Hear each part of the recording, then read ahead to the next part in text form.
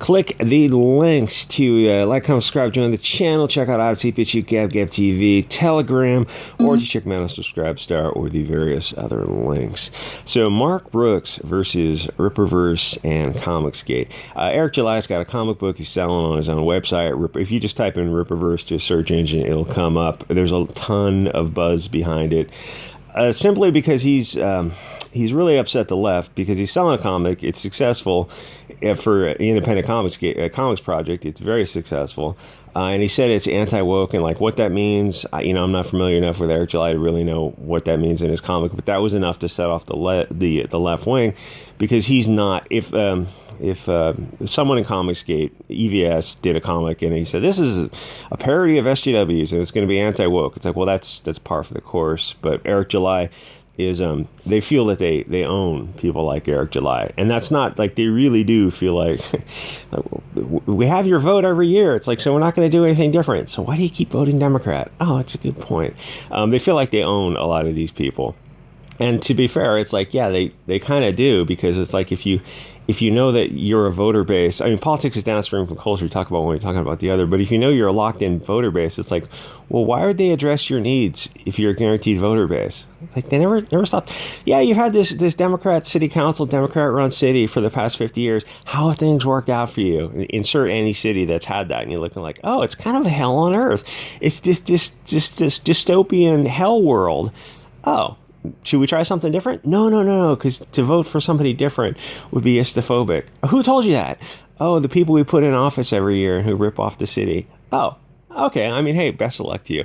So, Mark Brooks versus RIPPAVERSE and Comicsgate. First of all, almost anything and everything that the left says about Comicsgate is this straw man. Comicsgate is a very loose collection of people who are not SJWs. They make comics, books, t-shirts, toys, coffee mugs. And there's like the core, and then there's a lot of people around the periphery who are dipping in and out just to grab a piece of the audience, which is fine. It's like, if you're loosely associated with Comicsgate, it's like, you might as well label yourself it, because you're going to be called a istophobic German of the 30 for 40 and 50-year-old people who are just selling. My buddy calls the comics bundles of sticks in spandex type of comics. It's like, it's really hard to see how people get so worked up about it, is my point. It's just people who are not making comics and want to sell stuff on the internet, and they use the Comicsgate network, and so far it's been fairly effective. It's not going to replace the big industry, or at least not yet, but it also shows that, oh, you just don't need, you don't need the big Image, Dark Knight, Marvel, or DC. If you don't want to, you can literally make your own industry. Comicsgate is the proof of a bunch of guys, Mr. Richard C. Meyer, Diversity in Comics, who started off creating an independent. It's a weird, because it's not like it's a one big LLC. It's just a loose collection of people. It's kind of like an Asian. Sometimes they'll do like insurance plans for themselves, and they don't incorporate anything. It's just a loose collection of people who are running a business, loan money to each other, that kind of thing. But loose is the key word. It's not, EVS is not responsible for someone else's tweet, or someone else is not responsible for his comments, because it's not a club. There's no membership list. You can't join and pay members fees and get an official Comicsgate t-shirt. You can't get kicked out. It's just people who are tired of soy boys and cat ladies making crap, which they've been making for the past 10 years, especially when they take older established characters that people feel attached to. You take Spider-Man and you turn him into a soy boy. People look at this like, what are you doing? This has been so enjoyable for like 50 years, and you just kind of ruin it, and you burn all that goodwill. It's better to say people felt, because mainstream comics are so bad that it absolutely destroyed any goodwill that people had with the industry. Yeah, the old stuff is still classic, but everything modern is dead to a lot of people. And keep in mind that these aren't fans. These are customers, or really former customers. And it's not just the story with Endless, Blonde Man Bad. It's the behavior of the insiders on social media. They clearly hate anyone who isn't on board their specific ideology. If you disagree with any little thing, suddenly you're a Nazi. The concept of reasonable adults may disagree without being disagreeable is completely lost to them. And to be accurate, our side can also behave save like emo girls on their period, but it's actually more on their side. And I'm not just saying that because I'm on one side. I mean, since 2016, Trump derangement syndrome made them insane. So anyone who's not an SJW was suddenly I don't know, the wrong thinkers. They were the other, and they had to be destroyed. And people learned that the whole industry was full of these toxic, intolerant SJWs who hated their customers. And you can see it in the horrible sales figures, at least when they were still publishing sales figures before the Wooflo stuff was. The Comicron was tracking the paper numbers. It's like, yeah, we see the trends. They always go down. And then suddenly when they went to digital, they can't track that. It's like, oh, the sales are going up. It's like, no, they're not. Nobody believes that. Your estimates are, it's like, yeah, this line was trending down. It's been trending down for the past so many years. But your digital estimates are like from 20,000 to 60,000. It's like, nobody believes that. Nobody believes these kind of, oh, gee, then how come it went for 11 issues? Anyway, so you combine their behavior and the stories themselves, and then the response to Comicsgate and the just atrocious behavior of Mark Waid. They have been losing their audience, and they don't like that either. I mean, everyone wants to think that they're doing something that people enjoy. So along comes Comicsgate, which is for everybody who's sick of SJWs. That's kind of the only requirement. Are you not an SJW and you're tired of that kind of stuff? Then welcome on board. Make yourself something. And that made them absolutely nuts because it was a public display that SJW cancer was not selling, and it's definitely not. You can see it in the bombing movies. Then comics just kind of come out of the closet. The left-wing industry, it's like they kind of took off the mask with how just what venomous, hateful people they are. The thing is, everyone at that point knew that they were openly left-wing globalists who were not tolerant of diverse opinions. The SJWs in the industry just turned out to be giant a-holes, but really like adults with child mentality of immediately lashing out instead of just keeping that thought in your mind of, well, you know, reasonable adults can disagree without becoming disagreeable. We can argue politely like gentle people, and that's not a left-wing thing. And you see these people, these SJW comic people, and they're 40 and 50 years old, and they're acting like just children who you take a toy away or something. One guy reading comics in his Kia was all it took to prove how hateful they are and really, really immature.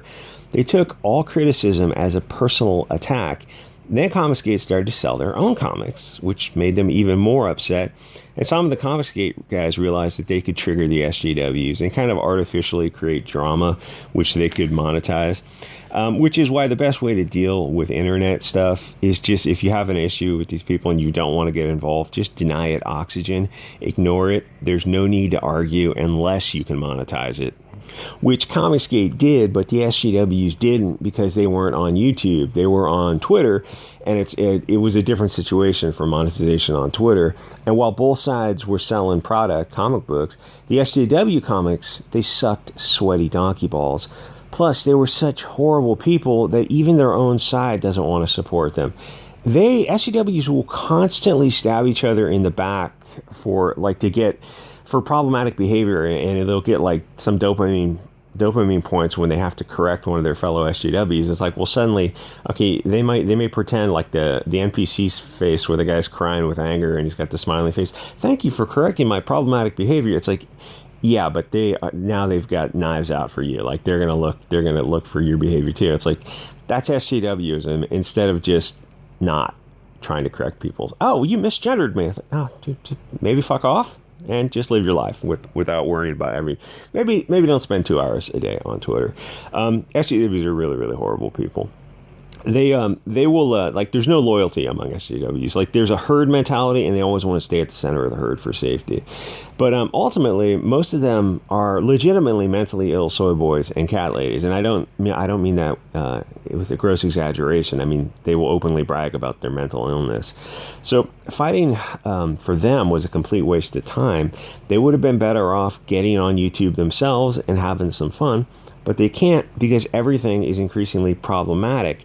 It's the paralysis of SJW analysis for them. They're afraid to have a problematic opinion because they'll get canceled. People get canceled for stuff they said years ago. It's like, oh, it doesn't seem fair to judge people using a current ethos for stuff they said 10 years ago. I mean, That just doesn't seem fundamentally fair. Yeah, but we're going to do it anyway. Oh, well, again, it seems like, well, then people are, doesn't that have a chilling effect on free expression? Yeah, yeah, it does. So SJWs are terrified, which means that they are really boring people, where our side just doesn't give a shit. We just joke around and we move on with our lives. Canceling people is for pussies, and that's what SJWs are. Fundamentally, they're just pussies who are angry at the world. And a lot of them are just really unattractive. If you have safe Bolshevik-approved opinions, though, I mean, if you read the writings of Moses Mordecai Levy, their hero, I'm sorry, Karl Marx, their hero, or Castro, or who's the other guy? Oh God, Che Guevara. If you read their writings on their opinions on POCs and the BLT community, oh, we got to cancel the founders of Bolshevism because they're problematic. It's like, well, can't you see that, like, in 20 years, you yourselves will be canceled for whatever nonsense you believe in now? It won't be far left enough? No. Why? Because we don't look into the future at all. Anyway, so they have a hard time getting on YouTube because they just talk about, like, how much they love the pre-approved narrative. We love obese, feminist, trans, otherkin, or some other kind of nonsense. It's like nobody believes it. They're kind of painting themselves into a corner now because, I mean, they don't know what a woman is, and that's not a joke. They got the dictionary to change, one of the dictionaries changed the definition. A woman is the opposite of a man, a man is the opposite of a woman. It's like, isn't that a circular definition? Yeah. Oh, so we just have to throw out the whole dictionary if you're willing to put that in there. It's like the dictionary, the Wikipedia. We changed the definition of woman, of recession, and then we changed the definition of definition. Oh, so this literally is 1984. Well, we'll change the definition of that too. And to say they wouldn't date a trans is problematic in current year. Or if they don't like a purse puppy movie or a comic, then they're racist and sexist. So everything they talk about is POC, BLT, soy, commie approval, and nobody believes it. Some of them started channels and they gave up after a few episodes because everything they say is politically correct and super boring. And the thing is, we know it's not sincere. Even when Word Balloon did it, that guy's got he gets access to everybody in the industry. It's a channel on YouTube. And he interviews them. And, like, these are interviews with huge names. Nobody watches those interviews. Where if EVS did an interview with one of Ron Mars or one of these comics people, it would be that, like, Word Balloon gets an interview and it's like 500 people watch it. And a Comicsgate guy could do an interview and it would be like 10 times that or more. Just because, like, they can't say anything. Everything is pre-approved checklists, and there are no surprises because everything is pre-approved narrative. Blonde Man Bad and how much they love POC, BLTs, you know, replacing them in every role in comics and movies, and they just totally love it. It's like, oh, gee, it's weird that people aren't buying it. Oh, yeah, I guess they're all Nazis. So they don't believe what they're saying, and we don't believe them either. When you listen to them, you hear fear in their voice. They are scared of being attacked by other SJWs who are higher on the oppression ladder than they are, which with comics, all the talent mostly is coming from fair-skinned men, and everyone else and on the SJW side of it is an affirmative action diversity hire who can't write or is so brainwashed by SJWs and that all they can write is propaganda. Everybody has to lie to kiss the ass of these purse puppies. Well, we don't have to. But to them, the truth is istophobic. So these guys are prohibited from actually speaking their mind. In Comicsgate, anyone who was sick of SJWs is welcome, but you're going to get honest feedback, and you just got to kind of roll with it. So if you're a thin-skinned pussy, then you might not be used to criticism. But keep in mind, you don't have to respond to every perceived challenge. You can simply think about it and just move on with your life, which not everyone in Comicsgate has done so successfully. Turns out some of our guys are also a little bit thin-skinned. It's not as bad with the SJWs, but it is there. You know, I'm not gonna lie. Which sucks because there's no pointing. There's no point in creating our own thing only to become the stuff that we said that we were not going to become. Do you want to turn into right-wing SJWs? Well, while Comicsgate does have issues, most of us are way more level-headed than the SJWs. But anyway, at this point, I don't know if we need to argue with SJWs on social media, even if you can monetize it.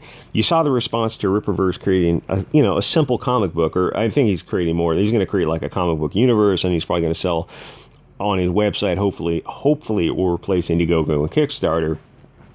That would be awesome if you can get enough people on there. The Comicsgate universe and I don't know if he's the Comicsgate universe and the people who are around the penumbra of the Comicsgate umbrella, that is growing. Whether or not they want to raise the Comicsgate flag, it doesn't matter. It's just like, it's kind of an unwritten, unspoken thing. It's like they're not SJWs.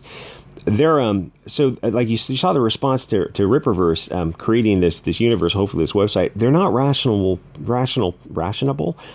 people. Some YouTuber makes a simple comic. He says it's not woke, and he's somewhat of a libertarian himself, and that's enough for them to find Eric July very problematic. Keep in mind, and there's a lot of other things I could say about how they refer to somebody who they feel is not on their mental plantation. They turn into they say things behind your back where normal people will joke about things in front of you to kind of let you know the lay of the land. But it's just not like right-wing people just don't have this vicious behind your back, stabbing you in the back bitterness that the left wing has. If they think that you're not on board with them 100%, you are the enemy, no matter where you were on the purse puppy imaginary, Marxist oppression ladder. But for an anti-woke comic to hit, over $1 million is an indication that something is wrong with the SJW comic philosophy. People are sick of soy boys and cat ladies pushing their insanity. RIPPAVERSE is just a guy making comics, a person that they think they own. The SJWs feel threatened when someone wants to leave the DNC plantation, but they know politics are downstream from culture. The right wing seems not to understand this little point. One of the reasons the left is winning is because the right is very much asleep at the wheel. But now you're starting to see the pendulum swing back the other direction. RIPPAVERSE isn't just a guy making a comic, a person that they think they own. The SJWs feel threatened when somebody wants to leave their mindset, because they know how they control these people. And I think JDA talks about winning the culture war quite a bit. It is all tied together. It's like, why do you talk about comics and movies? It's like, it is all tied together. Letting people, who's the big channel on YouTube, the hippie guy, he's the long-haired hippie guy, wears glasses, he owns a comics book store. I don't remember his name. He makes fun of movies all the time. It's like, you think about is that doing anything? Is that doing anything? Yeah, absolutely. It's countering the narrative that is this left-wing Bolshevik narrative that they believe. And it's saying fundamentally the underlying narrative is crap, all this left-wing globalism stuff. Even if they're just talking about how bad these movies are, it's really attacking their ideology. And you see how the left wing responds to any rejection of their global homo ideology. They over-dramatize everything. They just call everything istophobic because they don't actually have counter-arguments. So when someone comes along, they call them istophobic, their NPC programming goes into this faulty loop, because they can't call someone who's above them on the oppression hierarchy ladder istophobic when it's a POC and they're not. Suddenly, and I mean, it's like that stuff matters to them. It's like, to us, just make a good comic that people seem to enjoy, and Comicsgate community will help you sell it. Oh, that's pretty simple. Yeah, we're not gonna cancel you for every stupid comment you make. Suddenly, Eric July loses all of his purse puppy privilege status because he's not a useful idiot to them. They don't know what to do with someone who is not following the script. He's supposed to be, Kwanzaa and obey his puppet masters and write some grievance blonde man bad comic. And I have no idea what his comic will turn out to be. But it's all it took to trigger them was to call it anti-woke, and that was enough. Anyway, my battery is at 2%. Like, comment, subscribe, and I'll see you guys on the next episode.